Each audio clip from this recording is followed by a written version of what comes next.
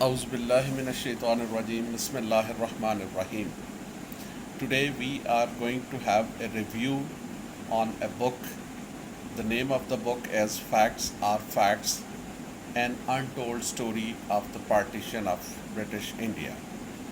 The author of the book is Khan Abdul Wali Khan, son of Khan Abdul Ghaffar Khan, known as Bacha Khan and Sarhadi Gandhi as well. Yes, the book aims at correction of the historical incidents which, according to the author, have been concealed by the historians who wrote the history of Indo-Pak subcontinent. The book has been divided into 20 chapters in addition to the preface and the foreword. In the beginning, the author has written a statement of T.S. Eliot, a quotation of T.S. Eliot, that the history is not only the presentation of the past, it is the presence of the past. Yes, it is very true, and I do agree. As told earlier, that the aim of writing this book is to correct the history or the historical incidents. The author has not been able to do his job he took up.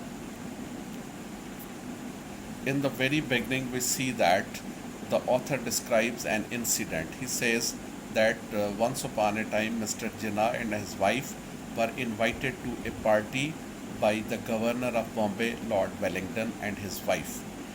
And during the party, Mrs. Wellington or Lady Wellington saw that the attire of Mrs. Jinnah were not good as per her choice.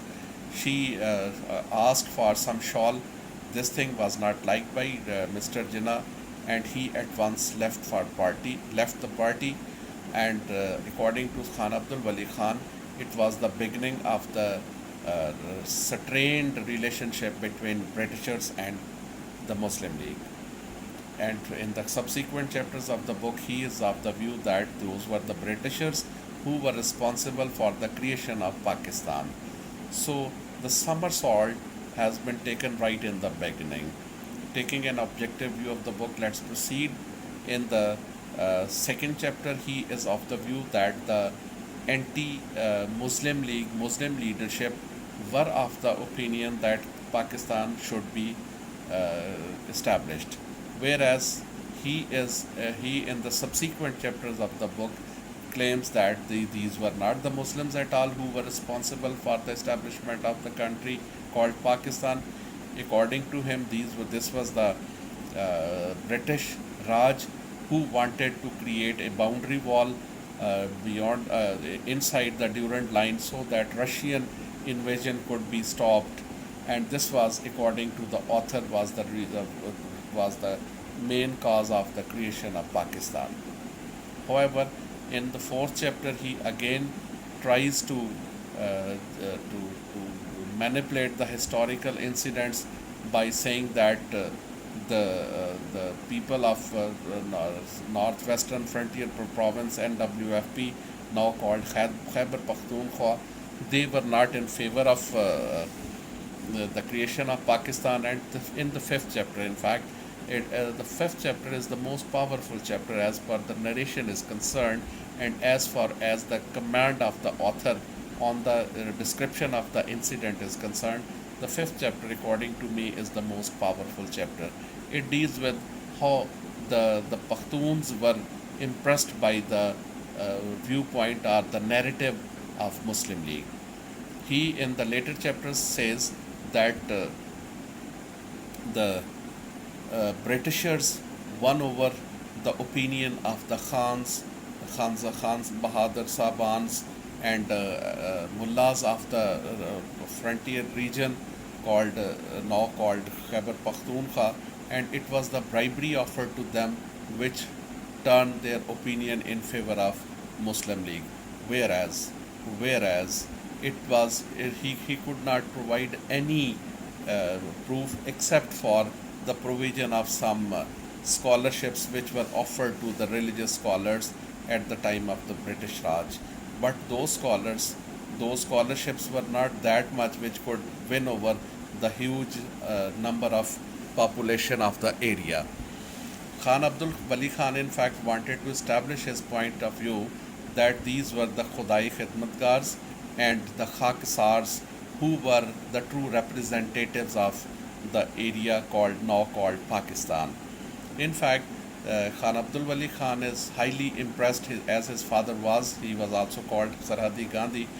They were highly impressed by the ahimsa or non-violent policy of Gandhi ji, and all through the book he has addressed Gandhi ji as Gandhi Sahib, as Gandhi ji, and he never used any word of respect for Qaid-e-Azam Muhammad Ali Jinnah. He only wrote him Jinnah. So this is what the bias is there, and while we are presenting our viewpoint, we should not leave. We should be very much careful that we are talking to the person about the person who is called the father of the nation, and he himself in fact is the member of this nation and honorable member of the nation. And I feel that as I knew that this book was banned in the past, and the selling of the book and reading of the book was prohibited in Pakistan. But after going through the book, I came to know that this book has nothing in particular which was worthy of banning anything. The material is quite shallow.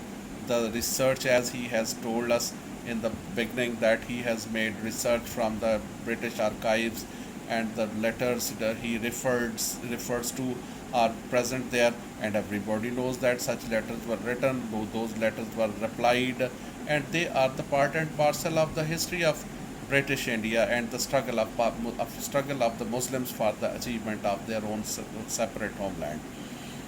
Then he describes that the mullahs and the Khan Bahadurs, they played a very vital role. Yes, they did play a very vital role, as it is a truth acknowledged that when the majority of the people have decided to do something, such leaders are only the puppets, as in the words of George Orwell, that he says that in the chapter Shooting an Elephant, he writes that I was the leader of this group, but in fact I was the puppet moving to and fro in the hands of those people who wanted to kill the elephant, whereas George Orwell knew that killing or shooting the elephant would not be of any benefit. It is only useless exercise.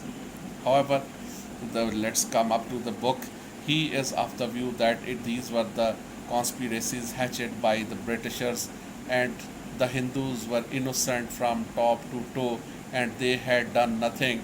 But in the ending chapters, when the creation of Pakistan came closer and closer, and the struggle of the Muslims were near the fruition, we see that there was violence all over the India, and Khan Abdul Wali Khan, quite in a naive manner, says that it was because of the Muslims the communal violence broke out, whereas the facts he could never justify.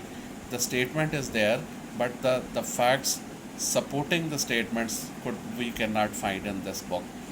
And at the end, he says that the government of Pakistan was constituted by the people who were not the part of the team of the Qaid-e-Azam, whereas every member of the government was Qaid-e-Azam's companion. There must be some persons who committed faults. There must be some people who were not doing exactly what Qaid-e-Azam Muhammad Ali Jinnah exactly wanted. But the thing is, they made a struggle, and they struggled very hard, and their struggle was successful, and the Pakistan is there. And one more thing which I would like to mention here, that Khan Abdul Wali Khan's party remained the provincial head of one of the provinces of the country, about the creation of which he had serious doubts. And this is what the history is. The history is the record of the facts objectively narrated if we are against the ideology of somebody, it does not mean that we can change the history. The history does not let anybody change. So the book on the whole is lacking the historical truths, lacking the sequence of the narration of the incidents, lacking the uh, the the truths which should be there in order to support the facts, so-called facts narrated by the author. So this much for this book, and inshallah ta'ala will review some other books, some even more interesting, some even more controversial books. Till then, Allah Hafiz.